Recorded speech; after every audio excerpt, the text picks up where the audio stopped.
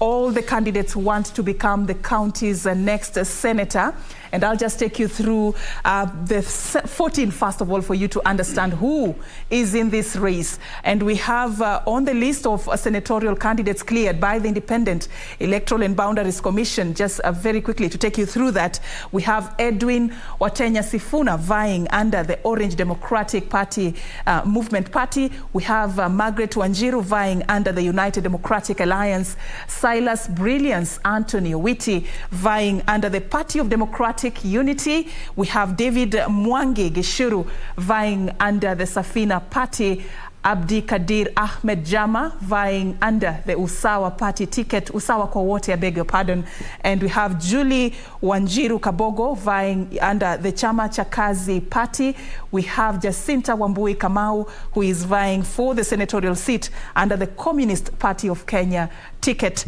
And another candidate, William Wahome Kabera, vying using the Democratic Party of Kenya ticket. And also we have Victoria Wanjiru Kinywa vying under the Service Party ticket. Among the list of senatorial candidates also include Bernard Makau, who is an independent candidate in this race. We have Justin Nyang'wono Misoka, who is vying under the National Ordinary People's Empowerment Union Party. We have Pamela Ateka Mukolwe, who is vying under the Democratic Action Party of Kenya. And John Onsomu Ochoti, who is vying using the Kenya African National Union Party. And finally, we have Daniel Ogwoka Ochweri, who is vying using the National Rainbow Alliance Coalition of Kenya ticket, NAC Kenya ticket. Of course, those listed among the candidates for the Nairobi Senatorial seat, 14 in total, who is going to succeed the current Senator Johnston Sakaja. The big question that probably by the end of this, we hopefully help you to answer through this particular debate. And just to give you a chance to get a glimpse of who we have in studio this particular morning, allow me to introduce some of the candidates who have come to discuss their vision for Nairobi County this particular morning. First of all, thank you, all of you, for creating time to come and attend this crucial debate. Thank you, sir. All right, so I'll just start by introducing from the first podium there, we have William Wahome Kabera vying using the Democratic Party of Kenya ticket. He holds a degree in food and Bachelor of Science in Food and Science Technology. He has diplomas in risk management and supply chain. William also has worked for several companies, including Coca-Cola. He is a trustee in Coca-Cola Africa Pension Fund and has served in several boards. Thank you for creating time for us. Thank you, sir. Thank you. All right, we have Julie Wanjiru Kabogo. You are vying under the Chama cha Kazi Party ticket. Julie holds a degree in international business administration. She runs a HR consultancy and recruitment firm. She is currently the treasurer of the Chama cha Kazi Party and among the pioneer women drivers in the ride-hailing apps industry. And thank you also once again for creating time for us, Julie. Thank you. And we have on podium number 3, Daniel Mwangi Gishuru, vying under the Safina Party ticket. Daniel Mwangi Gishuru is the Deputy Secretary General of the Kenya Universities Association. He also serves as the Secretary General for Maseno University and is the founder of David Mwangi Foundation.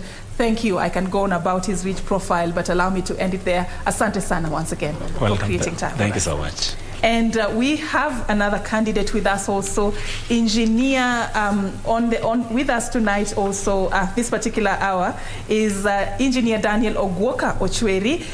Engineer Daniel is vying using the National Rainbow Coalition Kenya ticket, and he holds a Master of Science in Electrical Engineering, also has a Bachelor of Science in Electrical Engineering. He's the Vice President of Judge Group in New York, USA. He's also the Regional Director of Operations, Siemens New York, USA, worked at Pegasus in Florida, USA, Engineering Manager, URS Corporation, and he's also a Senior Electrical Engineer, worked as a Senior Electrical Engineer, Black and Vith, and also he has also been involved in debt management and risk control at the American General Life Company, and I can go on about your profile as well, but allow me to end it there. Thank you, Engineer, for creating time. Yeah. And we also have another candidate with us, Pamela Ateka of the Democratic Action Party of Kenya ticket. She's an alumni of the University of Georgia in USA, founder of Community Focus Group, founder Women in Democracy and Governance, vying for Member of Parliament Embakasi in 2008. She's a member, African and Kenyan think tanks, and author of Sing Africa Sing. Allow me to end it there, Pamela. Asante for creating time for us. Thank you. All right, and we have Justine Misoka vying using the National Ordinary Empowerment Union Party ticket. Justine, asante. He holds a degree in political science, founder and president, Youth Appeal Kenya, youth representative at Africa Peer Review Mechanism, Youth Alliance for Leadership and Development in Africa, also a representative. Thank you for coming for this debate. Thank you. All right, so the rules of engagement are very clear and simple. Just before we begin, let me set the pace. We have 6 of you with us for this debate, and for all of us to have an equal chance to address all the critical issues affecting residents of Nairobi, I would appreciate it if we strictly respect time. Each and every candidate will have 3 minutes to respond to the issues raised, and a 1-minute addition for a rebuttal in case you're adversely mentioned or you'd like to add on to something that your competitor has said. And of course, basically just that. And you received the thematic areas. We are going to be focusing on 4 key issues that touch on the role of senator, county revenue generation and expenditure, leadership and integrity, and living and working conditions. All right, so let's begin straight away by just getting this opportunity to start with you, William. Yes. In your opening remarks, Nairobians would want to know, why do you seek to become the next senator? You have 3 minutes. Oh, thank you, thank you. I am William Wahome Kabera, vying on a Democratic Party of Kenya ticket. Why I would really want to be the senator of Nairobi is specifically going by looking at the role of a senator. I have what it takes. I have the managerial skills, and in terms of in terms of oversight, I would really want to put it that I have been in a number of boards. I want to look at Nairobi like really and like an institution. What happens, and it's very simple, is that the institution is run by the CEO, and you have a board, and the board guides and oversights the institution. So when I look at Nairobi, I would want to look at it like this is an institution, and I'm coming in because the role of a senator is more oversight and lobbying for revenue.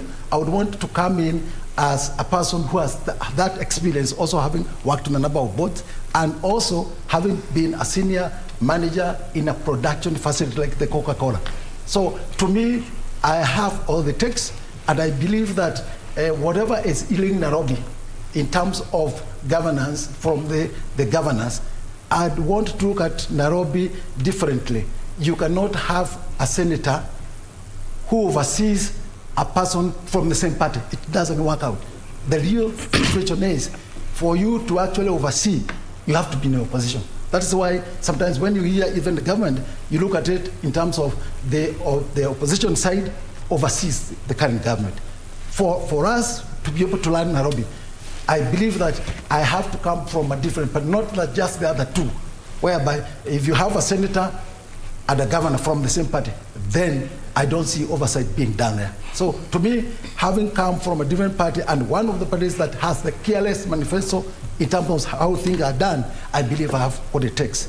Secondly, I'm coming in and I want to promise Nairobians, most of those manifestos that have been put there, I want to scrutinize them to the very bottom, because I believe what is happening is that a number The ballot.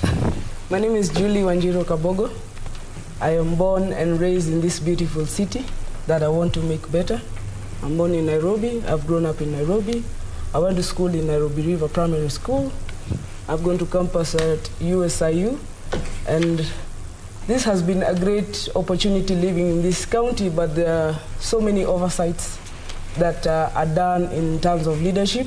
And this is why I stepped up and decided, you know what, I will not complain anymore about what's not being done. I will do it myself.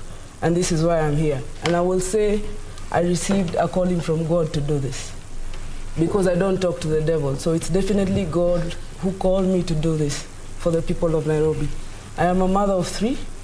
I'm very passionate about maternal health care. I'm passionate about education, employment. This has pushed me to go to the Senate so that we make policies that are current for the children that we're raising now. Because we decided that the Senate, us as a country, is for older people. Then when they make outdated laws, we complain.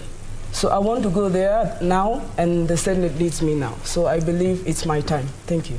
Thank you so much for also not... you still have a few minutes left. Would you like to add something, or that's it for now? Brief and precise. Too much. Thank you so much. Thank you for that. So we move to Daniel Mwangi. Daniel, you have 3 minutes for your opening remarks. Okay, why do you want to be senator? First of all, I want to thank KBC for the platform. And I want basically to correct and say my name is David Mwangi Gishuru from Safina Party.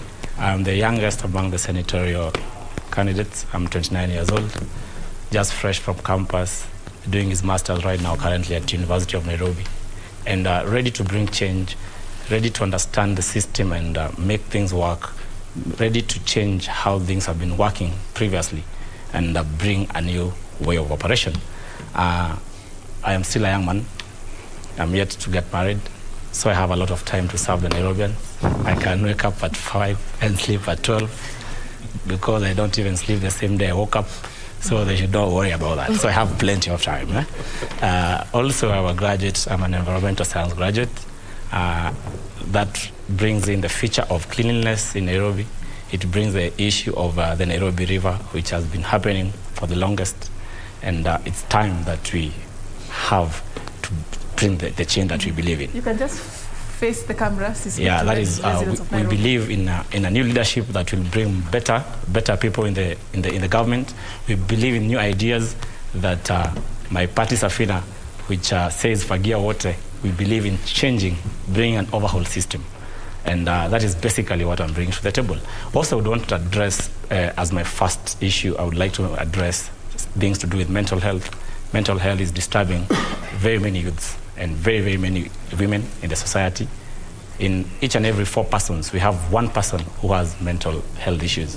If you look at that statistic and you look at the figures that the government gives to the mental health awareness and mental health help, which is 0.01%, it doesn't make sense and it doesn't correlate. So because it doesn't work, we need to bring and make sure people are well mentally so that they're able to operate. Secondly, also would like to do things with environmental cleanliness and environmental improvement. As I had said earlier, we need to empower the youth. Empowering the youth is giving them capital. Empowering the youth is making sure that they're working. Empowering the youth is making sure that they're involved in the decision making. I feel so bad when my friends are out there campaigning for other candidates, yet themselves, they cannot bring themselves up and also vie for these positions. I would like to tell the youth, it's our time. It's our time to make decisions for our own.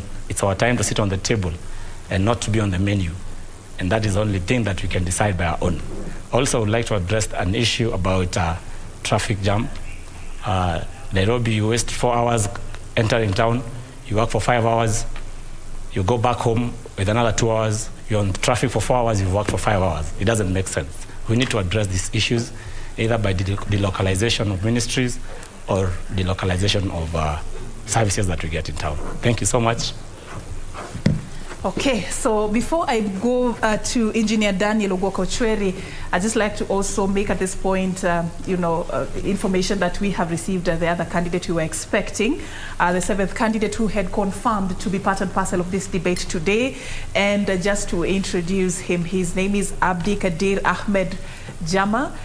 He's vying for the Nairobi Senatorial seat under the Usawa kwa Wote party ticket. He holds a Bachelor of Science in Clinical and Community Nutrition.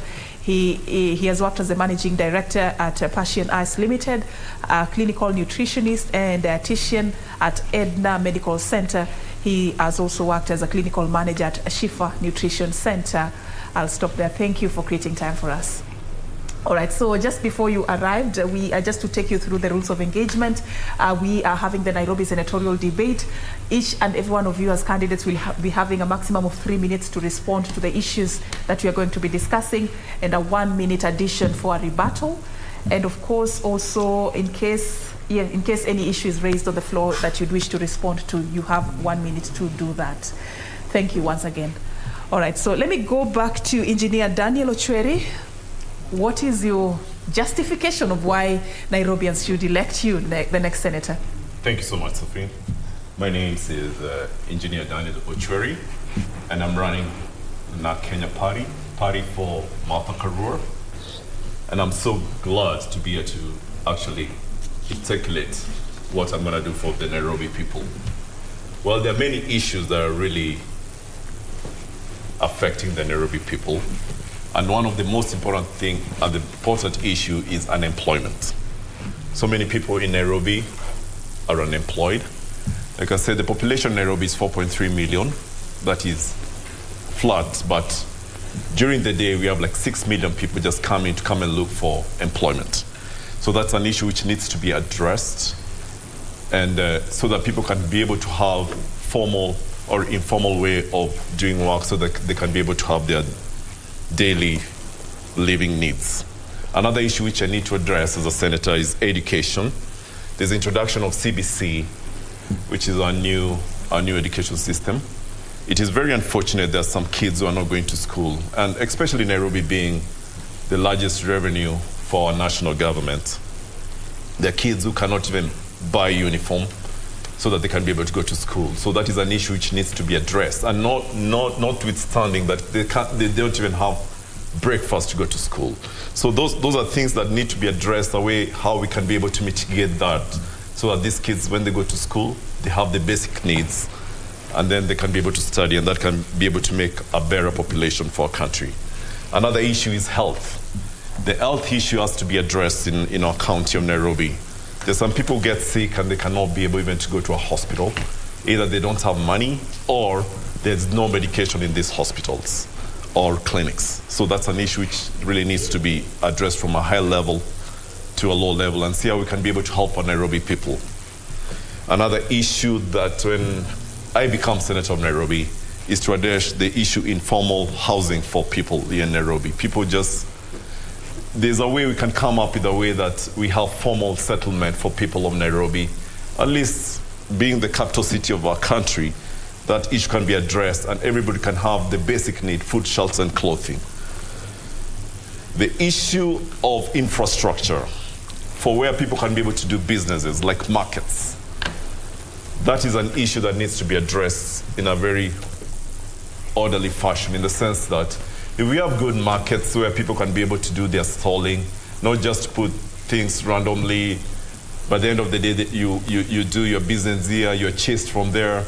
It should be done in a very well organized fashion that everybody can be able to know, well, this is my store, this is where I do my business. So if you have residual customers coming back to you, they know where they're going to find you. So that's an issue which needs to be addressed. Okay, Daniel. Well, thank you so much. Pamela, what makes you suitable to be Senator of Nairobi County?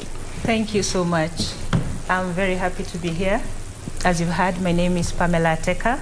I'm running under the Democratic Action Party of Kenya ticket.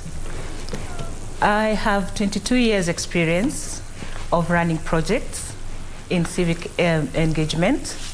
I have experience in conceptualizing, implementing, monitoring, and evaluating projects in Nairobi County because of the organization that I founded in 2000. Through the projects that we've done, I've empowered children, orphans, and other vulnerable children. I've empowered youth in terms of capacity building in theater for development. I've empowered them in terms of education, understanding issues of HIV/AIDS, human rights. I've empowered women and young teenage mothers, giving them skills in order for them to be able to forge sustainable livelihoods. My political journey started in the year 2008 when we had the by-election in Embakasi. That time, Embakasi had not been demarcated into Embakasi East, West, South, North, or Central. It was just the greater Embakasi. And I ran against 14 candidates, and I happened to at least get the 4th position at that time. And I joined politics because I felt that the voice of youth at that time and the voice of young women was not being heard, and they did not have a seat at the table. That's why I'm running again right now as the senator for Nairobi, because I believe I have the experience, I believe I have the competence, I believe that I have the passion to help the people of Nairobi because of my track record. In the 22 years of conceptualizing, implementing, monitoring, and evaluating projects that I've done, we've been able to understand the problems of the people of Nairobi. And as a person who has grown up in Nairobi, because I grew up in Umoja, where we didn't have issues of water, we didn't have issues of garbage. That time when we grew up in Umoja, water was in the taps. There was sustainable water. There was, garbage collection was something that was done. We didn't even have to think about it. It was something that had, there was a synchrony to it. So I'm running to bring change in Nairobi because I believe that this can be done and that every Nairobian matters. I want us to bring Nairobi to a place where... Okay, that's all the time you have. Justine, why senator and not any other elective seat? Yes, thank you so much for this opportunity. And allow me to greet all viewers, and particularly Nairobians where they are this morning. I'm Justine Nyang'wono Misoka. I'm vying for Nairobi Senatorial seat via the National Ordinary People's Empowerment Union, NOPEU. And I do believe I'm the youngest of all the candidates. I'm 28 years. I'm running for senator because we have been promised many empty promises. Things are going wrong. Corruption, incompetence, and nepotism are the order of the day. This has led many families, especially the young people, women, and people living with disabilities, hurting more. I believe I'm the most suited candidate for this position because I bring on board a new vision, integrity, fairness, and a new possibility and opportunities. I've served with the young people, the way you've heard. I've been the president of Youth Appeal Kenya. I've represented the young people at the African Union, at the African peer review mechanism. And this is the message that I have for young people outside here. This is not a time to be used as campaign merchants or speculators. It is a time for us to be at the table of decisions. And in Nairobi has gone to the dogs. For the last 5 years, nothing meaningful has happened in Nairobi because of the leaders that we have had, from the Senate to the County Assembly. We must change that narrative. We need servant leaders. We don't need bosses who come to office to champion their own interest. That's why I'm vying for this position. Okay, you still have some time left, but is that all you have? Yes, it's okay. Thank you. Abdikadir, this is your chance to tell Nairobians why you seek to become their next senator. You have 3 minutes. As said, my name is Abdikadir Ahmed Jama, clinical nutritionist, servant of the people of Kenya the last 8 years. I was interacting with Kenyans for the last 8 years in different public hospitals and public institutions. What made me to run for this seat was when I saw mothers fetching water, lining up for water from 10 p.m., from 4 p.m. in the afternoon to 4 a.m. in the morning. You can see, as a mother, she must go and fetch for the water. Also, she must go out and look for her children. But tell me, when a mother was lining up for water all that long, will she be productive in the morning? She will not be productive. So what I saw was, instead of complaining every day, I have the chance to change this thing. Because what we know, we don't elect leaders, we elect bosses. Because what we know, those who we elect, they don't even stay where they are elected. If it is the ward, the time is elected, they start moving out. If it's a constituency, they start moving out, which means that we don't elect leaders, we elect bosses. If you can remember the time of COVID, Nairobians were being caned, were being killed, were being harassed by security officers, but there was no leader who came out and defended them. And a leader is the one who is ready to die for those who elected him or those he leads. What I saw is that we don't have leaders, we have bosses. Although even ourselves, we have a mistake, which is we don't elect people on merit. We elect people on who can bribe me more. Which means if you can give me 500, you buy my vote. Which means the next 5 years, there will be no development. That 500 we have given out will come back to haunt you. It is cheaper to give a 1,000 to a politician than to take 100 from him. Because the 100 you will take from him, it will be times 1,000,000. What I saw as a clinical nutritionist was that mothers, when they are delivering, they are doing a good job of delivering, but the way they are harassed in the public hospitals, you just feel for them, you can do nothing. Because imagine 4 mothers sleeping in one single bed. Is that possible? It is not possible. They spend the night sitting, or the whole night like that. And if you see in the Nairobi budget, the Nairobi County budget, I think they allocate a lot of money for health. You have 10 seconds left. There's no beds in our public hospitals. So what made me to run for this seat is that I'm not a politician. What I have seen that I can change Nairobi to be a better place. Let's make Nairobi great again. Thank you. Okay, so now that we've passed that point, you explaining your suitability to become Nairobi's next senator, we want to look at the role of a senator that is captured in the Constitution and your understanding of that particular role. And I'd like to begin with you, William. If you look at what the Constitution stipulates as the role of a senator, which one stands out for you and why? I would really want to put it in the Constitution. The key role of a senator is actually oversight. You oversight the county operations. You are more of a custodian of also the resources of the county.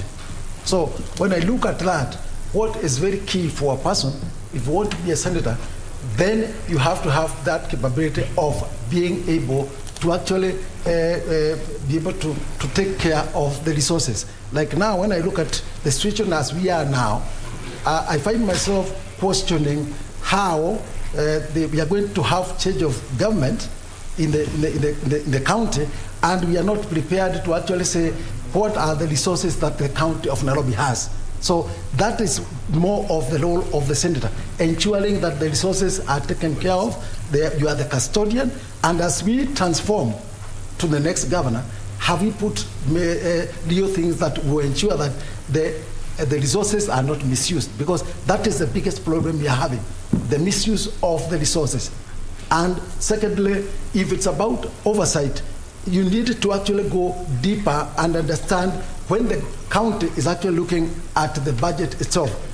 You as a senator, when you go and lobby for resources and give to the county, what is very key for you is to know that even in their budgeting, you are able to scrutinize the total budget and see to it that the much of whatever has been given as revenue to the county, it ends up being serving the wananchi. It is not just a matter of having a budget. You come up and put in so much into the budget, but it doesn't go to serve the people. So what is very key is, first of all, have that capability of being able to audit even the budget itself. When you lobby and ensure that the projects that are being implemented are serving the people. And at the same time, we being a custodian, I need to be able to understand even if it is land use, or even if there is the revenue that we are having within the county, how much is it, and how much does that whatever goes to development? Because a number of the issues we are having is that there is so much we are being given, but it goes up to operations, like expenditure, salaries, and you are having a lot of people just seated there, just money being wasted. So the key thing is about oversight, such that nothing goes to waste. Okay. Yes. All right, so we move to the next candidate, Julie. First off, I am pushed to the wall by this. I can't wait for election so that you elect me as the next senator. I look forward to performing a great oversight role and accountable, because we are not even able to hold to account our own national government. Someone sits and says we lose 2 billion a day. It's unaccounted for. Where is the pilferage from? If we cannot tell where we're losing it from, then someone is sleeping on their job. So if that happens in the national government, then there is more pilferage in the county governments. And Nairobi being one of the major sources of revenue for our country means it has got more loopholes. So I look forward to sealing and finding out where we lose money from. So that will be my #1 job, to figure this out and stop it in whatever way I can. So, and also the Senate. So many people have gone to the Senate since it began after the new constitution. And being that most people come from the National Assembly, then we have debates that should be happening in the National Assembly happening in the Senate. So there has always been coalitions over senators debating over things that are not in their jurisdiction. Yet they have not even finished each of their county requirements. So this has been a lot, and I hope to bring sanity to that house. So in instances like now the education systems that change, and I believe someone should question, because someone implemented a whole education system and tell us that proper modalities were followed. Yet us on the ground have no idea what happened. Who asks these questions? So the Senate needs to question, the KICD maybe felt the urgency. Maybe they have not developed a new curriculum in 30, 40 years. They're like, we need to do this urgently. So people just rush and do things and no one questions. So we look forward to bringing discipline to this country, and that's the main role of the Senate. Okay, and, Julie, because you have some time left, you talked about debates that are over things that are not in their jurisdiction. Yeah. Maybe one example of an irrelevant debate or an irrelevant discussion that you can cite? Like the KEMSA issue. Those were that funds shouldn't have been discussed in the Senate? No, it was not. There were no county funds involved. It was a national issue. It's being debated at the same time in the National Assembly. Then the Senate does it, and it's irrelevant, of course. Whatever questions they may ask has to directly involve the county. So if it does not directly touch on your county, then your involvement on or any county rather. Even to the extent of representing the interest of the county, which were at that time paralyzed by the COVID-19 pandemic, you wouldn't do that as a senator, just to ask where this money went and where? You would, but if you can't ask about KEMSA funds, yet you have not questioned your governor on what they're doing with the funds for the healthcare. Do you know in Nairobi right now, most children of Nairobians are not born in Nairobi County. People are going to deliver in Gatondo level 5, Thika level 5. It is better conditions in Kiambu County than Nairobi, yet we have clinics in almost every other ward. It is not infrastructure. Okay. Yeah. All right, so David Mwangi Gishuru, your understanding of the role of senators stipulated in Article 96 of the Constitution, they've talked about oversight. It goes beyond just oversight. How do you understand this job that you're seeking? Okay, basically, I would start from history and remind Kenyans and Nairobians that Senate was started in 1963. It was abolished in 1966, and then it was brought back in the 2010 Constitution basically because the roles that were supposed to happen in Senate by then were not happening. Oversight was poorly done. Legislation was also poorly done. So that is why Senate was brought back. Senate has two functions. It has legislation and oversight. My friends have dwelt much on oversight, but what are you overseeing if you have not done legislation? What are you overseeing yet you've not done the rules and stipulations? You've not done allocations. So what stands out to me as the next senator of Nairobi is, number one, we need to empower the interest of the county governments. First of all, that is what we need to do. That is part of legislation. We need to know, what do the county governments need? What funds do they have? How much do they collect? How much do they spend? How much do they get from the national government? The last research in Nairobi, Nairobi was collecting 18 billion. And, no, 13 billion, sorry. And it was supposed to receive 14 billion from the national government annually. But on wages, it was spending 18 billion. So if you do that maths, it doesn't work out, because sustainability cannot work, because you have infrastructure. These numbers, you're getting them from where? Which it was done during Kidero's time. It has not been updated, basically, because I have not seen any other report from the NMS. I have not seen another report from the Sonko government. So that is a history report that I'm trying to explain. Secondly, senators are supposed to participate in the lawmaking process. It is the upper house. They're supposed to consider, debate, approve, and understand the laws that will help the county governments to improve the services to their people. Thirdly, they determine the allocation of national revenue among the counties. How do you determine that? You determine that by the number of people, the needs that you have, the scarcity, the availability of revenue collected. And how do you collect the revenue? You have to understand, what tax bracket are you using? Is it wide? Can it collect much? And if it can collect much, you'll need less from the national government. That is another role. The other role is that it has the powers to impeach. Basically, we've seen governors being impeached in this country, although it is a long process. But Senate also has that role. Lastly, now I come and join my friends and we talk about oversight. Oversight, after you've done legislation, now you're able to know. If we collected 18 billion, if we borrowed 14 billion from the national government, how much were we given? At what time were we given? Did we need the resources at that time? How much had we collected at that time? And lastly, we are supposed to understand and know how much has been left. We've seen so many counties having what we call an excess. And then they're unable to account for the monies that they have borrowed from the national government. That cannot be so. Your time is up. Okay. Daniel, Yes, tell me a bit about how you understand this job that you're seeking. What's your job description as senator? As senator, thank you so much. As a senator is to legislate and oversight. Very, very important. What are you legislating on, and what is your oversight on? It's really money. The bottom line is money. This money, it has to be well taken care of, because it's coming from our taxes.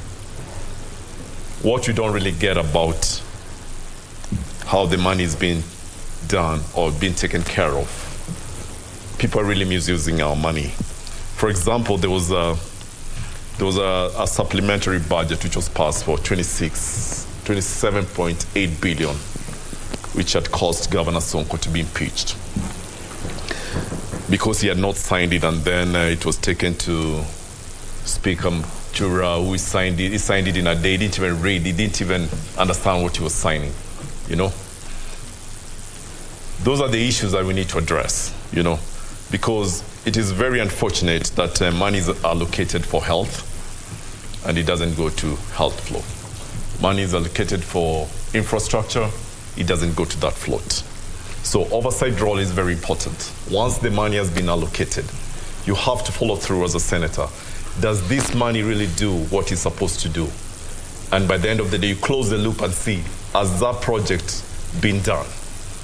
If that is not done, then we're really missing the boat. Another role as a senator is to make sure that Nairobi County has the money that it needs. Nairobi is huge, it's the capital city of Kenya.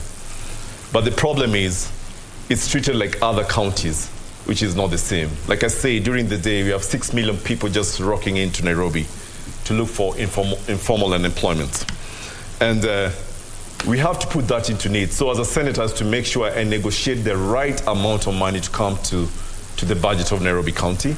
Then we can be able to address the issues of education, the issues of health, informal housing. Since we have this money, we can be able to do that. So I don't believe that we should have the same float as other counties. As a senator, I'll work hard and make sure that Nairobi has the amount of money that it needs. Also, on the issue of being a senator, you have to make sure 30 seconds to conclude you. On the issues of economic disparities of people live in Nairobi, it really hurts me when I go to the campaign. A mother is telling me I don't even have uniform for my kid to take them to school. These are issues that need to be addressed in ward levels, and money should be able to be put.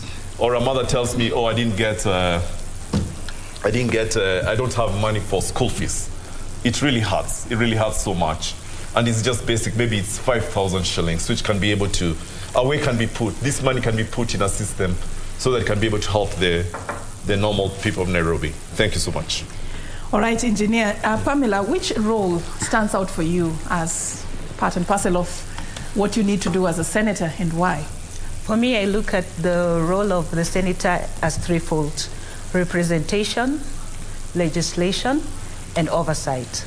In representation, my work is to represent the people of Nairobi in terms of represent the children, the women, and everybody in Nairobi. We've seen that Nairobi has a population of 4.3 million people, and each and every Nairobian matters, and that is my slogan. Nairobi requires a lot to be done when you look at not only representation, legislation, and oversight. Nairobi loses around 2 billion per month in terms of, because of weak transactions. These weak transactions mean that the county does not have 2 billion to add into its kitty. And what needs to be done as a senator for me is to check out what are these loopholes. How can we access this money that is being lost by the county? When you look at the 2 billion that is being lost every month in Nairobi, do the math. As you continue, in 12 months, as you continue, just tell me where you're getting this number from as well. This is research that has been done. That is lost here. It's important for residents to know, because this is research that has been done, and even the president himself said that we are losing money, 2 billion per month. That was 2 billion per day nationally. Per day, nationally. That was 2 billion per day nationally. Oh, yeah. That's why I was seeking that clarification, because, So basically, if you do the math, if you're losing 2 billion per day, and you do the math in a year, that is a lot of money which can actually be used to support our county as Nairobi. Because when you check out the dispensaries in terms of healthcare, most dispensaries are not functional.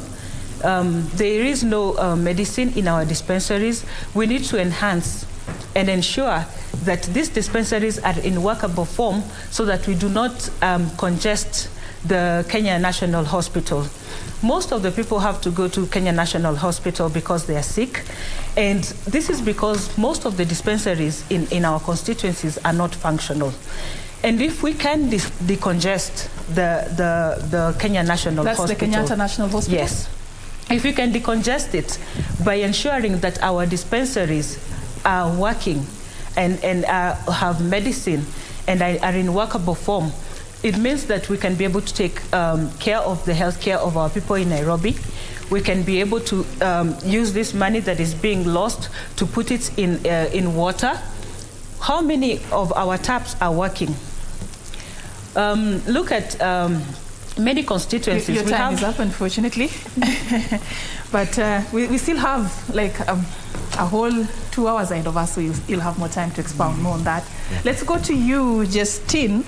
There is a job you're seeking. You're now here to really affirm that you can perform in this role. But how do you understand the role of a senator? Okay, thank you so much. A senator is a very important person, not only at the county level, but also nationally. One role is to represent the people who elected him or her to office. You cannot represent people if you don't consult them. For the last 10 years, Nairobi has had a TV senator per se, somebody who is in TV and purports to be a super senator. That must change. We need a senator who has the interest of Nairobians at heart. Another thing, like my colleagues have said, is oversight. We cannot be fattening the people at the county. We cannot allow our county governments to be run by cartels and thieves. That's a fact. It is in public domain. We do have a saying that if you want to get rich quick, you go and work for the county government, where you will steal money meant for the health care, for water, and so on. So, one role that I will do is to ensure that the governor is accountable. And how? It's very unfortunate. For the last 5 years, we have had wars between members of the National Assembly and the Senate.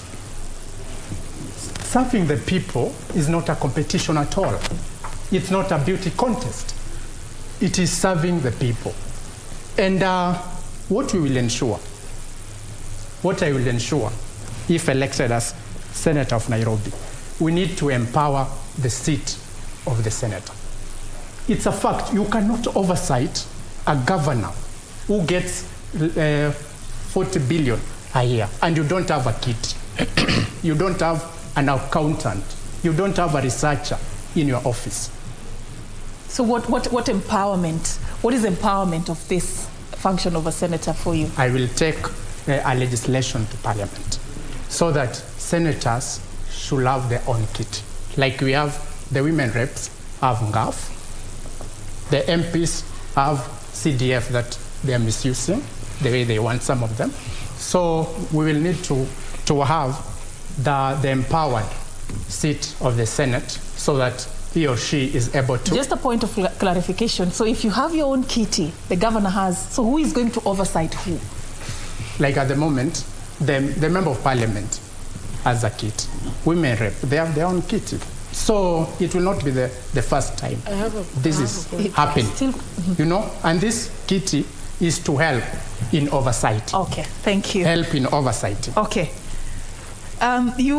You had something to add to what you said? I have something. It's not that the senators have not requested for a kitty, and that was done through the National Assembly, but now they just said we need money.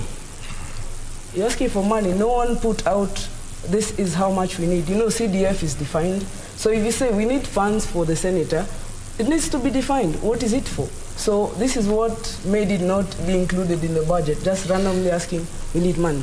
So we need to get there and say specifically, this is it, do a proper budget, then send it to the National Do they need money for them to be more effective in their role, the senators? Yes, they do. Because, you know, you can't oversee from your office who will do audits. Yeah. Who is going to be, you know, if you send me budgets and bills for Nairobi County in my office, I'm not able to properly effect oversight. So there is need.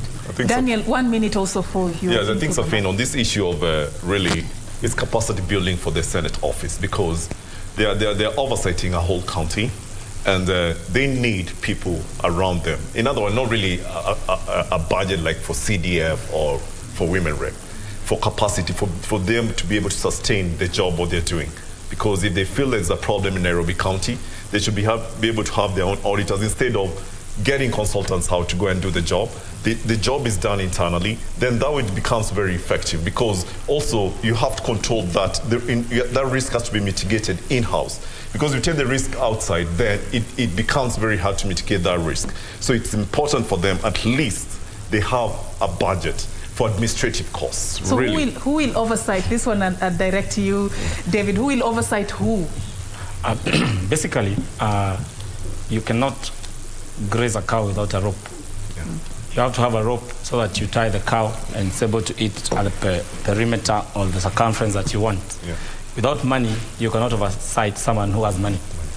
It is impossible to move, it's impossible to employ, it's impossible to audit the money. So basically, if you don't have the capacity to move and the capacity to do the work, you cannot do it. So you'll be tied in the house talking politics, talking about other debates which don't even make sense, fighting the governors, but you have no power, you're powerless. Thank you, David. Yes. Let me come to you, Abdikadir. I want you to respond to the question all the other candidates have answered. You're looking for a job to become Nairobi's next governor. What is your understanding of this job, the description of the job that you're seeking? And will you need money to perform it effectively? To add on what they said, the office of the senator have 3 roles: representation, oversight, and legislation. What really stands out for me is the part of determining, just hold the microphone close. Yeah. Debating and passing bills that are involved in the counties. If you look at Nairobi right now, we have a lot of issues. If it is about the youth are every day they are being killed. And killing a youth is not because you have stolen. That's not a solution. What happens is that once you kill a youth, another one will be born, and the cycle continues. What we have to do is that these youths need a job. We have to create an economic empowerment for them. We also have artisans in this Nairobi County. We have artisans and professions who do something like those who make shoes.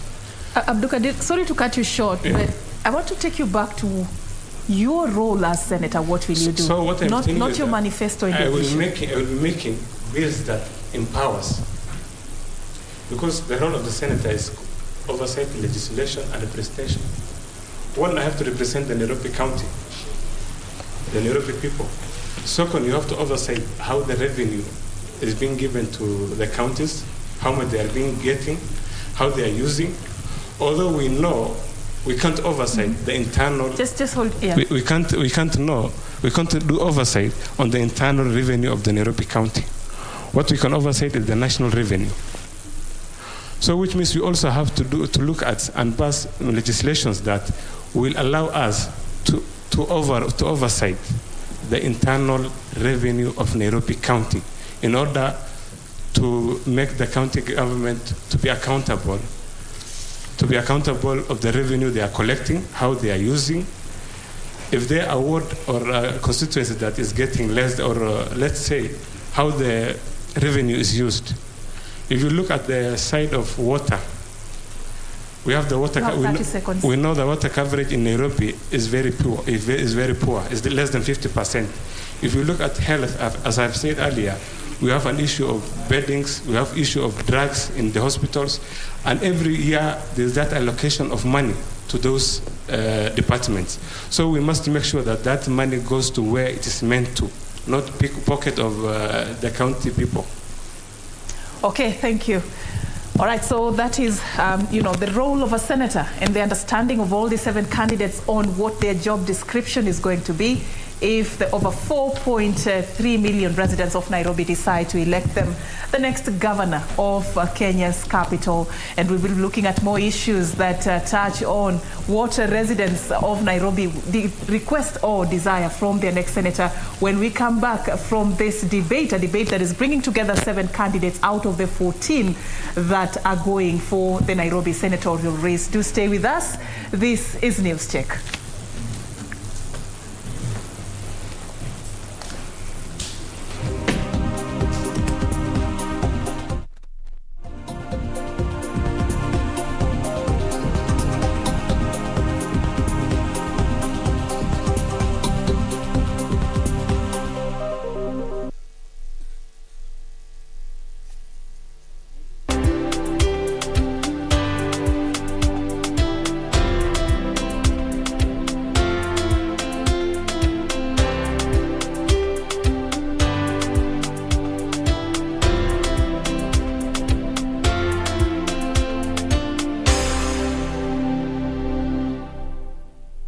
Kupata lazima nishike kama sikiza tune yako. Bonyeza *811 *962 hash. Lazima nishike mapema. Nisiposhika hii simu mapema utakasirika. Unajua mimi nikiwa mtu ya marathon najua niko na experience kabisa. Niko na experience. If you don't hurry, you will not break the record. Okay, wacha nishike hii simu. Kupata lazima nishike, bonyeza *811 *962 hash. *811 *962 hash. The Communications Authority of Kenya, CA, regulates the broadcasting industry, promoting development of local content and ensuring responsible use of broadcasting platforms for national good, to give you and your family choice with a variety of content to enjoy. What is going on? It's my mom and my dad. Niachie mwenyewe matatizo wangu bana. Sitaki maji lolote. Najua utakasirika sana. Na tena inaweza kufanya relationship yetu iende. The Communications Authority of Kenya, opening your world.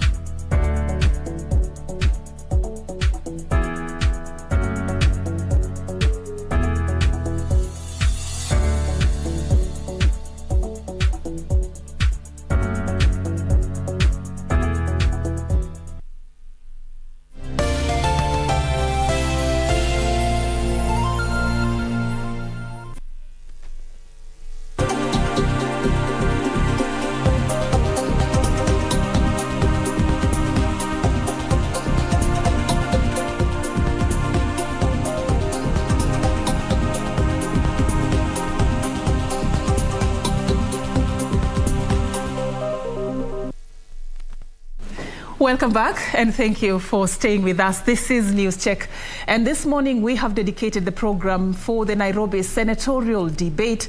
It is a race that I told you earlier attracted 14 candidates who seek to unseat the current Senator Johnston Sakaja. 14 of them lined up representing different political parties with different interests for the residents of Nairobi. 7 of them accepted our invite for this debate and are in studio with us this morning just to shed light on how they wish to make practical their vision for Nairobi County. And earlier on, we took them through what is their understanding of this job that they are seeking. And of course, also now, as we shift gears into the second part, we want to talk about how they seek to safeguard the funds that the county receives. And now I want us to talk about leadership and integrity, and I'll be specific under this subject to talk about the issue of corruption that came out very clearly in some of your responses to our initial question. And I'd just like to start with you, Engineer Daniel Ochweri, on this issue of corruption. 2 billion shillings is lost daily to corruption in our country. It is a figure that is of concern, not just to the head of state, but to all of us as Kenyans. Yeah. I want to look at Nairobi County as one of the counties ranked as worst hit by this monster called corruption. If you elected senator, how do you seek to change the narrative? Thank you so much, Supreme. Well, the issue of leadership and integrity, which is Chapter 6 on our Constitution. The rule of thumb is a state officer shall not use their office unlawfully or wrongfully to enrich himself or herself or any other person.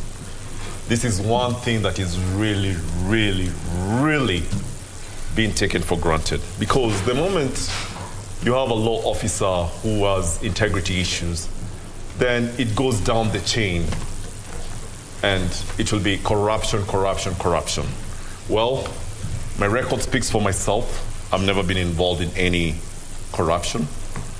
My ESCC came out clear.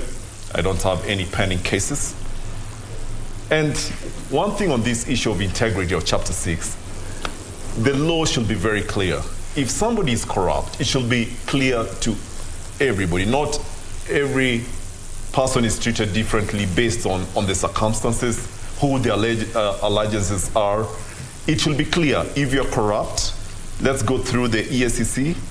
Then they take you to court. They investigate. And if you're found guilty, then the due process follows through. But this issue of integrity is treated differently to different people. A good example, Governor Sonko, he was impeached due to integrity issues. But the issues are in court. But the way he's being treated, taken up and down, they don't want to give him, they don't want him to be on the ballot. All these issues, they're so far-fetched. Let's have a fair, level playing field. So that way, if you are corrupt, if you're found guilty, then you stay out. Actually, on Article 181 of one of the rules for senators for impeachment of governor, I think when I'll be senator, that is something that I really need to go down to the National Assembly and make sure that rule has to come out clear, because it is really hurting impeached governors. Somebody can actually be impeached and he has not done anything wrong. So on issues of leadership and integrity on Chapter 6, that is something which needs to be addressed. And it needs to be addressed with a lot of honesty. If we really need to save our country, we need to really be honest. And our investigation, DCI, EACC, they should investigate, and not due to malice. Because if you do work due to malice, then you get the wrong capture, then you don't really capture what needs to be captured. Thank you so much. Okay. All right, so I want to move to David. David, you also spoke about among the roles you cited as the functions of a senator, you talked about oversight being one of them. In that role of oversight, how do you handle this issue of corruption? A practical way in which you're going to handle the issue of corruption? Okay, basically we have to start from the basic causes of corruption. First, corruption is obtaining, you can obtain money, you can obtain resources because you have power. So you can influence what you obtain. Causes of corruption are about 5. One, we have in rare cases, we have low income in rare cases. We also have sometimes, if we talk about the country, we have when the country has a closed economy. We also have other issues like now, whereby we have disagreements and one-on-one contact with the people. For example, let me give an example. If today I need a service from someone, and then I meet them one-on-one, I'll be tempted to tell them to hasten the service for me. And in return, I'm giving them something. So one idea that I have and I know I will implement, I will avoid one-on-one interactions at most. Right now, we are having an electronic way of doing passports. We have very less corruption. It might take longer, but at least we are having an equal platform for all the Kenyans. That is one. Number 2, we have low media freedom when it comes to corruption. You'll find media doesn't cover corruption in this country. It covers the sweeter, the juicier parts of the leadership, and it also covers the controversial parts of the economy, but they don't hit directly to when it comes to corruption. Why? Because people who are corrupt are able to influence the media, and that is what we are having. So that's another case. We have low media freedom. So in my administration, I will make sure that the media has utmost freedom. Why? They'll be able to give people the information that they need to hear. 3, corruption is also caused by a low educational level. You cannot put people at senior managerial positions and they're not learned. They will not be able to fight corruption. We need people who are learned, people who understand how corruption works, not people who are hungry for power and hungry for money. That's why we need merit. And it brings an issue whereby someone even doesn't... As you continue, do you mean that people who are not educated are hungry for power and money? What happens if you're not educated and you don't deserve the position? What do? You bribe your way up the position. You buy the position. That is corruption. When you buy the position, what do you do with it? You have to return your money. It's return on investment. You put your money, you have to get it back. Okay, you have 30 seconds to conclude your line of thought. The last point, we have a political and economical environment. Where there's political and economical environment, for example, like Nairobi, whereby we have politicians, this side we have people that are doing business. when you mix both of them, corruption starts. Why? Because the people who are in economics want favors from the politicians.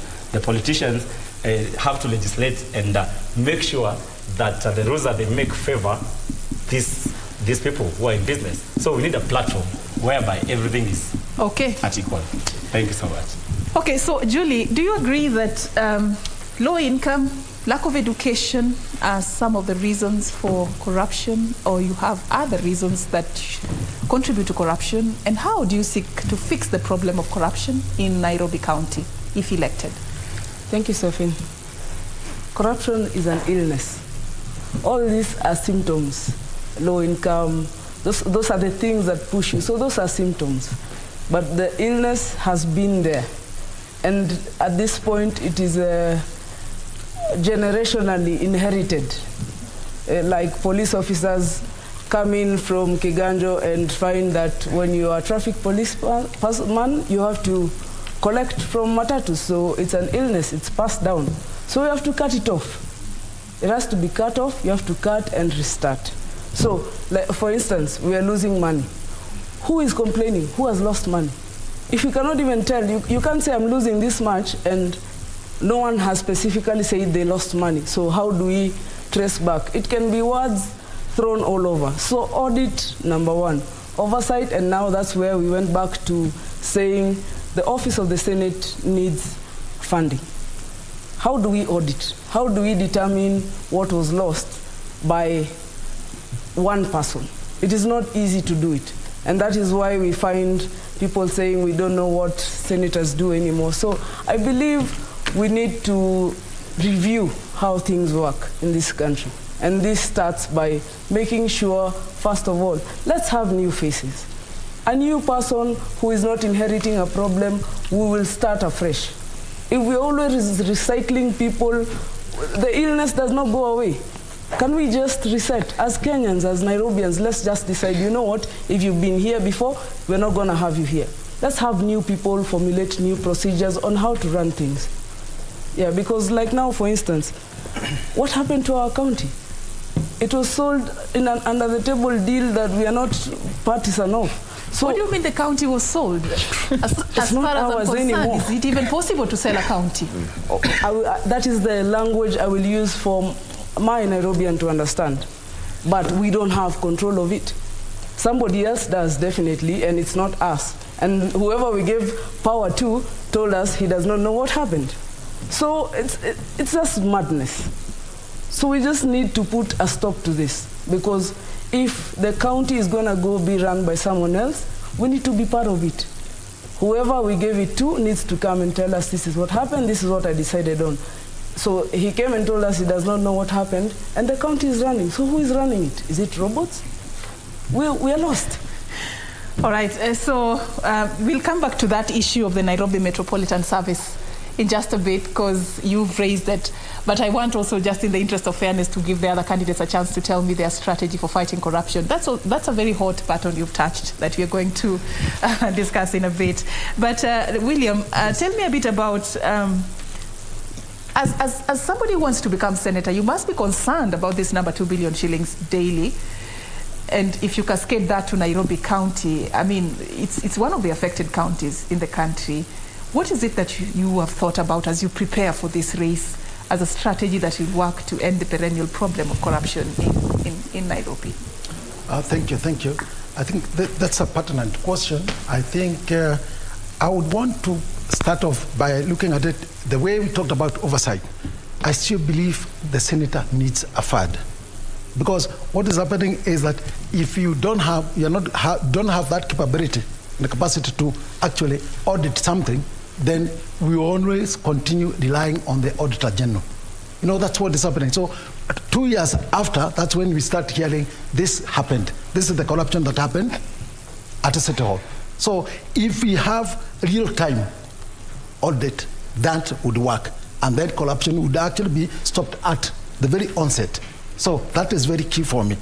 Secondly, I want to put it this way, that a senator should be one person whose integrity is, you can actually say it's the best in terms of even conflict of interest. We have had cases whereby maybe you are trying to impeach a governor, but you as a senator, when you go for the impeachment, the governor actually puts you on the spot because there is a conflict of interest. So the very first thing is that as a senator, just ensure you don't also trade with the state government. Otherwise, once you do that, then you will never actually ensure that a case can be put forward because the governor or whoever will fight back.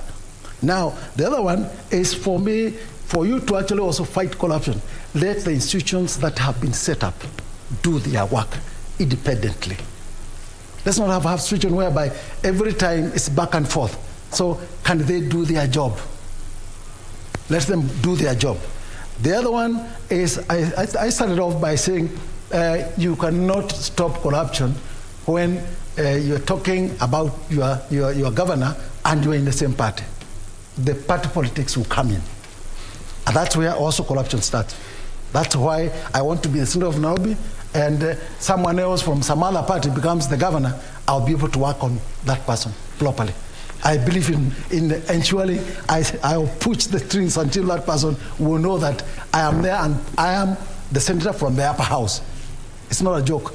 We should not stop joking around with the Nairobians because when party politics comes in fact, I was thinking in the Senate, we can have a bill whereby we change this governor's position not to be elective. You have 30 seconds. Yes, it becomes appointive, whereby that person, you can be able to push the person to the ground. But because when it's elective, it's becoming a big process to be able to look at that. So, thirdly, corruption in Nairobi, right now, again, if you look at the agencies that are dealing with revenue, there are three. We don't know even who is running the city.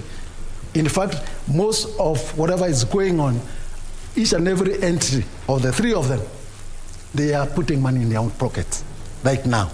I already know the situation, and I would want to have a situation whereby if we say Nairobi is being run by the governor or whoever, let it be that way, not three entities. Okay, your time is up. And then the last one, please, on corruption cases, let them be attended to in the shortest time possible. Your time is up. Yep. Thank you for that.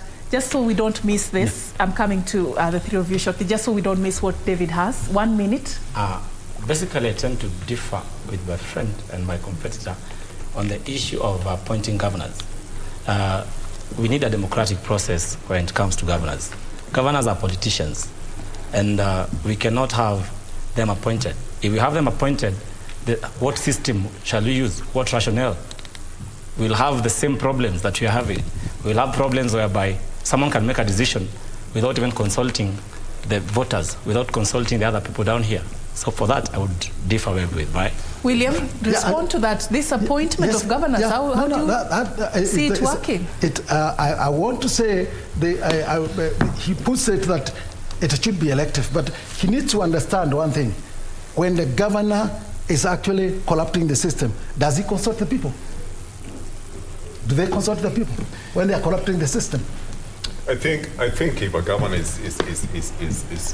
corrupting the system, then that governor should not be there. So that is neither here or there, because if he's corrupt, the guy should be investigated, should be prosecuted, and then be judged.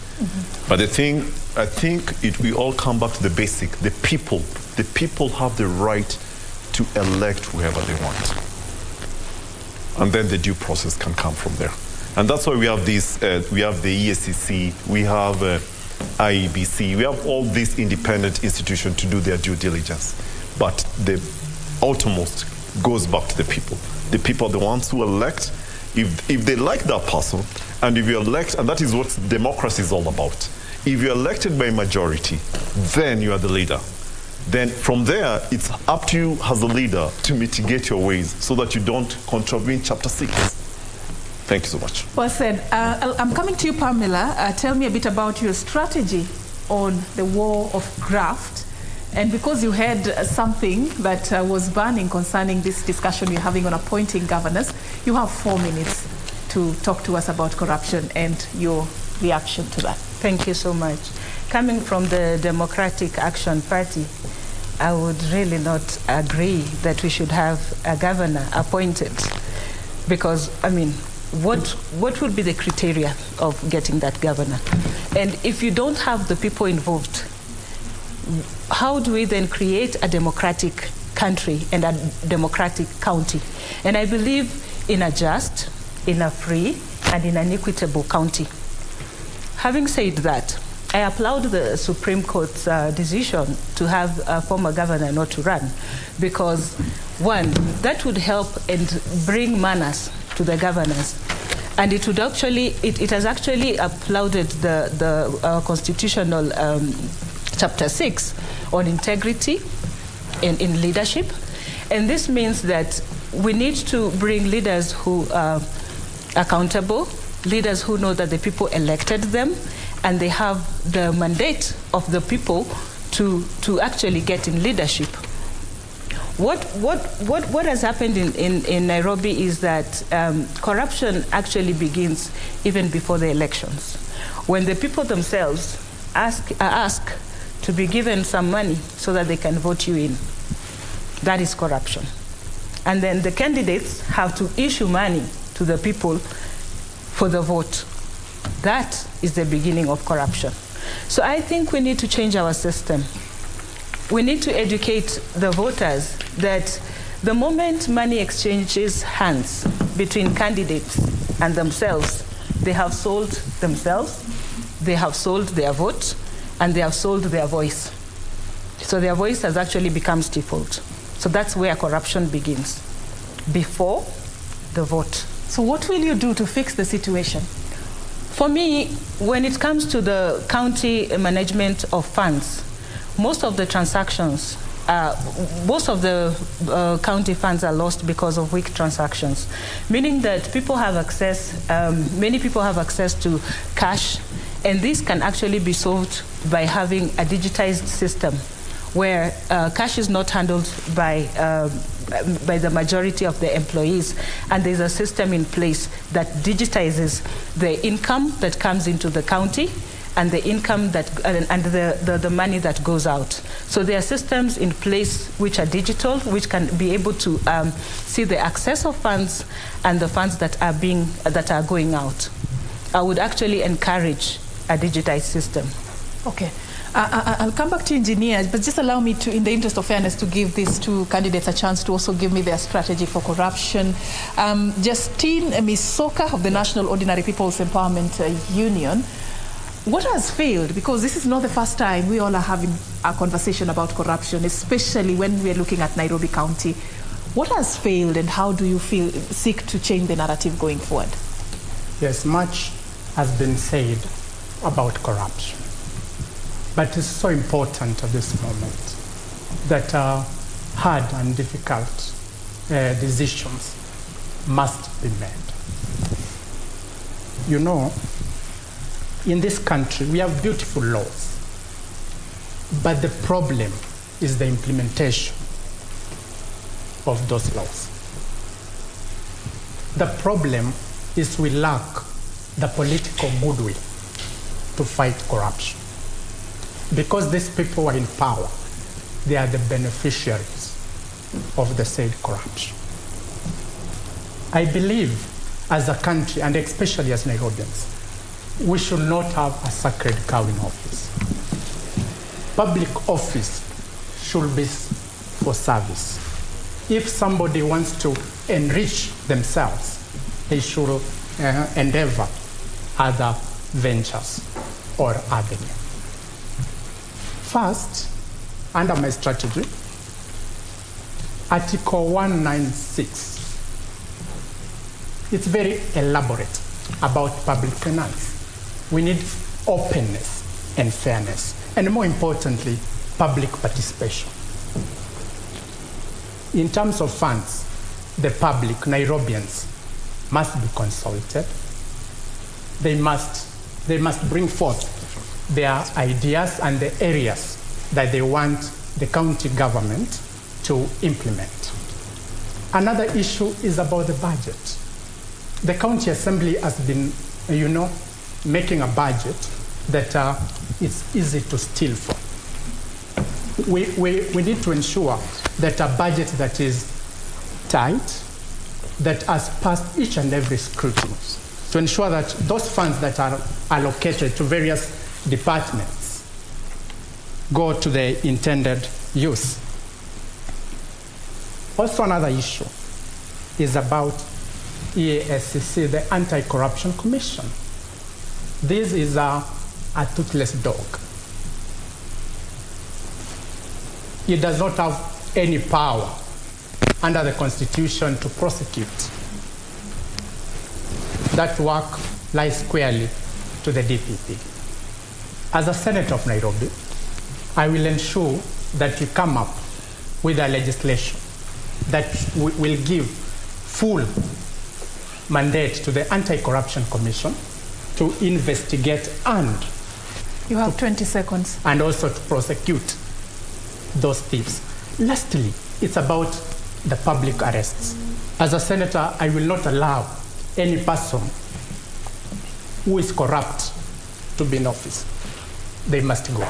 We will be doing public arrests in Nairobi. They cannot step in office while they are engaged in corruption. I'll add you 1 minute. They say innocent until proven guilty. Until proven otherwise. So how are you going to implement what you say? You have to give every person a chance, and they're right. Yes, they're innocent. You can't do anything. They're still innocent. I do understand. But a lot of people are hiding behind the Constitution, behind that clause that I'm innocent until convicted, otherwise by a court of law. In Swahili we say, lisemwalo lipo, na kama alipo laja. So somebody cannot wake up in the morning. No institution, no government institution that is independent can wake up one morning and say Justin has been implicated in corruption. So we will not give these people a chance to be in office.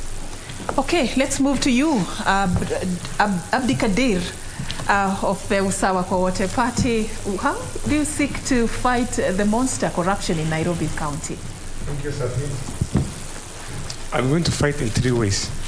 One is improving the current system, which we have, the current financial system we have, the FMIS. Second is empowering the agencies that are put up to fight the corruption. Third is education. Where we have reached now, we need to put into our curriculum. We have to introduce into our curriculum the effect of corruption, where we train our kids from young age until they grow up to high school, knowing that the effect corruption causes. Because what we know right now is that corruption is everywhere. We are all corrupt. Today, if you say that I will be running for office, watu wataanza kuuliza ewe ya macho. You will start spending. So what happens that once you give out... Have you umepeana ya macho since you started? No. Have you done that? No, it is against my... Hujatoa ya macho? It is against my integrity. Are you sure you have not? 100%. You have not given anything? As a Muslim, I'm guided by the Muslim principles, which is that you don't have to buy leadership. Umetoa za macho. But anyway, you have time to complete. Secondly, if you want to get an interview, you must bribe that journalist for you to be in the room. So all of us, we have that responsibility to fight corruption. We must know that the effect of corruption is causing.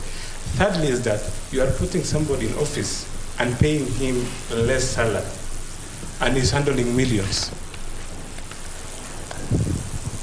Will not that person be tempted?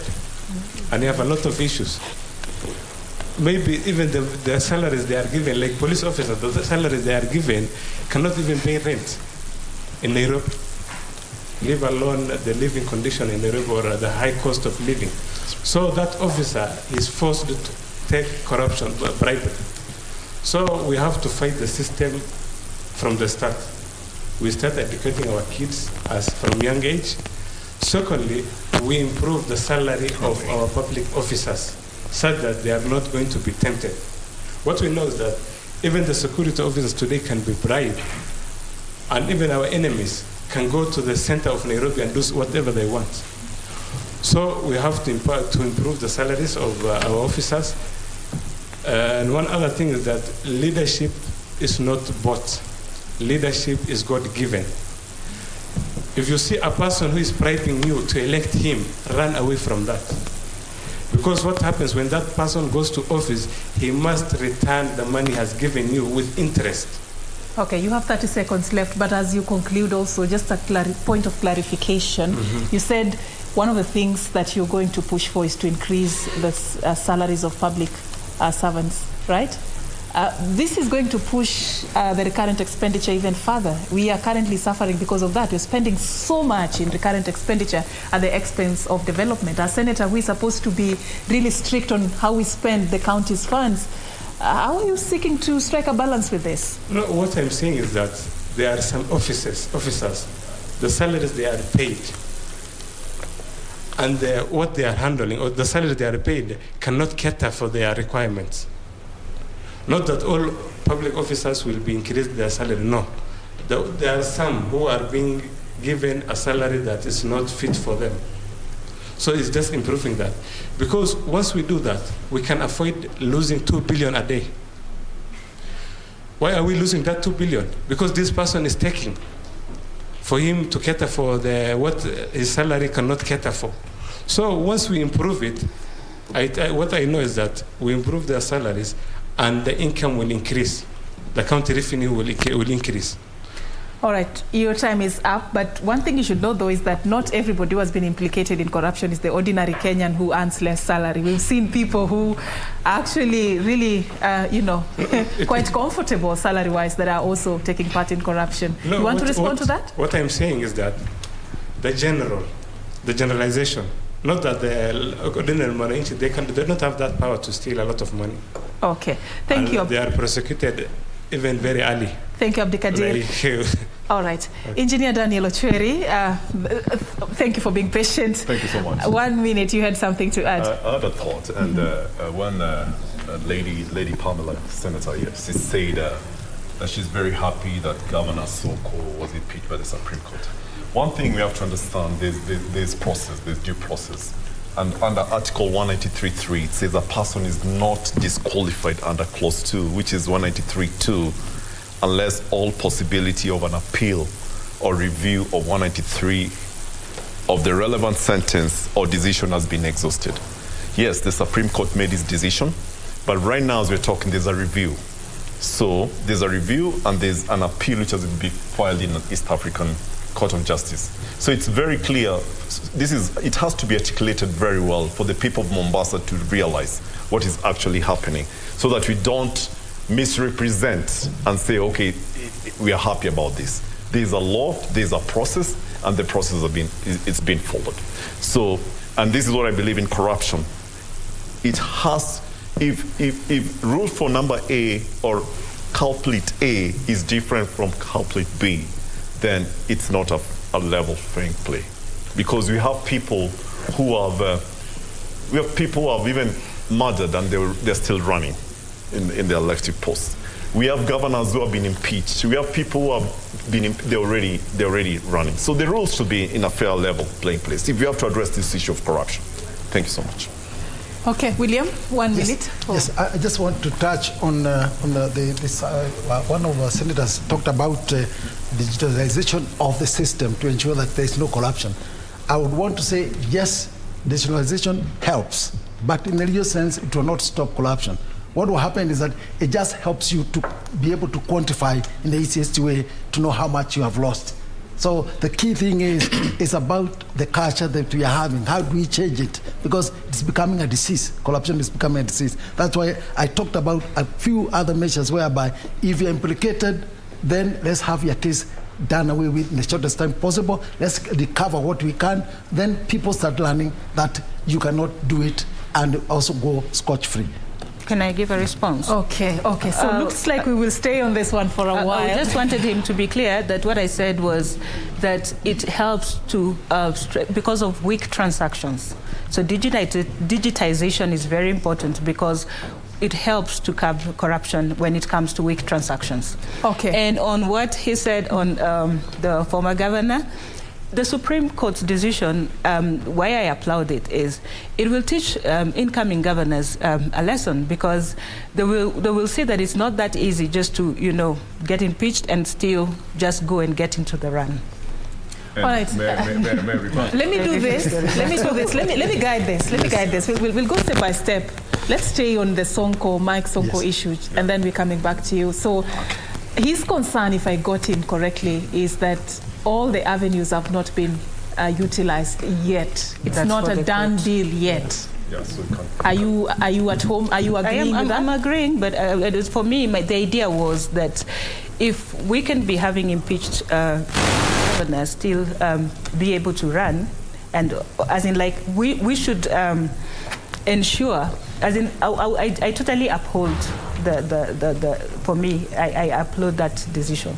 Okay, yeah, so yours is not just based on this Mike Sonko case. I mean, general. It's general. Okay, so that all the governors can actually just be taught. I want to leave that aside. Allow me, engineer. Let me just leave that aside, because Mike Sonko is not even here. Why are we even talking about him?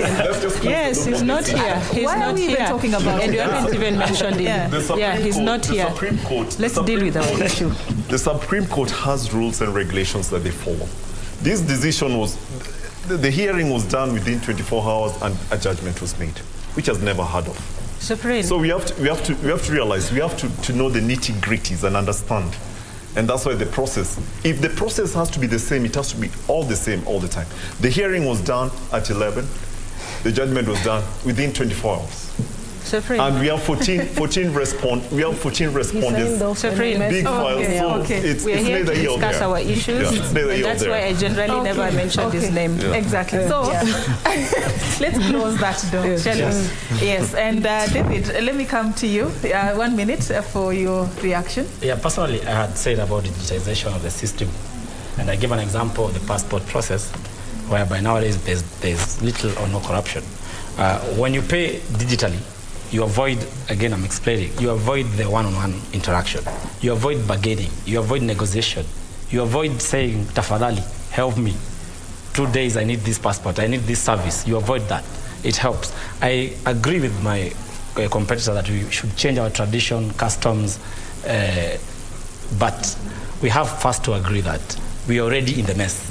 But how fast do we correct it, and how fast can we do it? If we start changing habits right now and start changing customs right now, will take longer. We need first to put a system that works, that avoids people from touching the money, from getting the money, from being corrupt immediately. Then now we can change systematically our traditions. Okay. Yes. So I want to move to the next issue. It still touches on the issue of integrity and leadership, and I just want us to go to the issue of the Nairobi Metropolitan Services and what Nairobi has been through. We know the circumstances that led to NMS taking over critical functions of the county, that is health, transport, planning and development, public works, utilities and ancillary services. Let me come to you, Julie. Under the circumstances, if you were senator then, when this was happening, what should you have done different? I would start by, of course, whistleblowing this and going to court and making sure first that we stop this. Whatever transaction that was done shouldn't have happened. But the circumstances that led us to that point as a county, you understand? Yes, it did, but eventually there was the law. Nairobi is a county, it needs to be governed by a governor.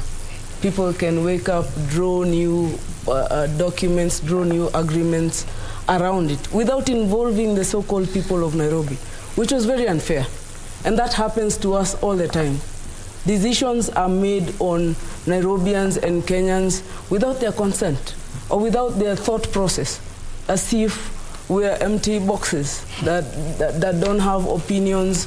You know, like now as I spoke about the curriculum, the CEO was saying proper public participation was done. You're telling us we are here, we didn't participate, so who was there? So there's a lot of back and forth, buggering, people throwing words, but really we're not following due process. Okay, this issue I want us to take 1 minute each because I just want us to go for a break shortly. This issue of NMS, and I'll come to you, William. Yes.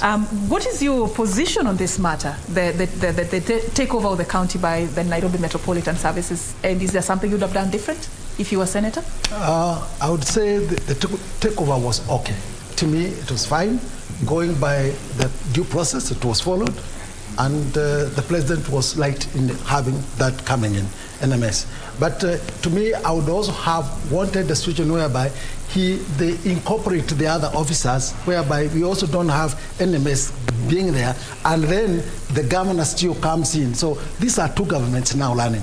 So what I would have looked for is a situation whereby some of the departments and sectors they have taken then incorporate the existing officers who are there, who are not corrupt, and they then add a few of these NMS guys from the public. So a full takeover, that's what you're advocating. A full takeover, let them run the system, because right now we are paying for another government called, under the current governor. This is just wastage of money. There are two systems that are running. If you saw even on the TV yesterday, you saw the NMS guy saying, yeah, I will talk to whoever so that your motorbikes can be gotten free from the police station. So who is running the city? He said due process was followed. What process was there? Please answer me. What was the process? That's okay. I think I wanted to put it, the impeachment was done correctly. And the system says, and the constitution says, then it is put back to the national government to run the system. So was the impeachment before or after he signed it? However he did it, I believe, I think something was done. The correct way is only that we have a culture whereby nowadays people deny anything. But just aside, there is actually a piece of law that guides the relations between the intergovernmental relations between a county and a national government, and that was actually utilized during that particular process. But the governor said he was influenced, so of course, leave it to the governor. That you leave to the governor. But I'd like us to close that and also just allow quick before we take a break. David, your position on this subject. My position on this subject is a bit different, owing to the fact that Nairobi is big. Nairobi is a metropolitan. It has to be treated in a special way other than other counties. It holds, like we said, 6 million people during the day. At night, 4 million people. Systems have to run. Whether we are having political fights, whether we are having fights in City Hall, systems have to run. 2 days ago, I think the cleaners went on strike. And right now in Nairobi, if you look at those streets, 2 days only, you'll understand that systems have to run. If it rains right now, the blockade that you'll have in this town, you won't believe it. So for me, the president did something nice because the systems had to run. But now the issue is, was the process followed? Number two, for how long were we supposed to have the NMS? Were we supposed to have it basically for a short period of time, then we go back to our normal systems? And then also, why do you have the clash of interest and the clash of duties? Right now, you go to an MS office, you are sent to county office, the same duty that you're going to ask, you're taken back to an MS. It brings a bit of cumbersome when it comes to the delivery of issues. Just to answer your question, if you look at the Intergovernmental Relations Act on the transfer of functions between the national and the county government, it actually clearly stipulates how this is done. And according to what was done then, the Nairobi Metropolitan Services, its term elapsed. It was only extended because of what you all understand to the 24th of August 2022, which will be preceded by a 3-month transition period. And the governor who is going to be elected is going to take a better part of the first 3 months to handle this transition period. So it has a time limit. Yeah, it is well captured in law. Now, let me move to engineer. Thank you for that. Thank you so much. On the issue of NMS, and I'm very glad by November 22nd and November 2022nd, NMS will be gone. I think Nairobi, they elected a governor. They should elect their own governor. And remember, if money comes from Treasury, it's pumped to another institution, that money does not mean necessarily it's going to be helping the Nairobi people. So we have to have a center point where that money is being pumped, if it's the county. Then from the county, you see how the money is being trickled out. So on the issue of NMS, it is there. It is actually August 24th, that's when it was supposed to lapse. And then the transition is in November 22nd. That's all I can say about NMS. All right. But the money should go back to the county. The county should have responsibility and full responsibility of their money. Thank you. All right, I'm informed that unfortunately I have to take that break right now, but I'll give you three a chance to respond to the issue of NMS when we come back. And, you know, quite a number of pertinent issues have been raised here on the Nairobi Senatorial debate that touch on the interest and welfare of the residents of Nairobi County. I have 7 candidates with me in studio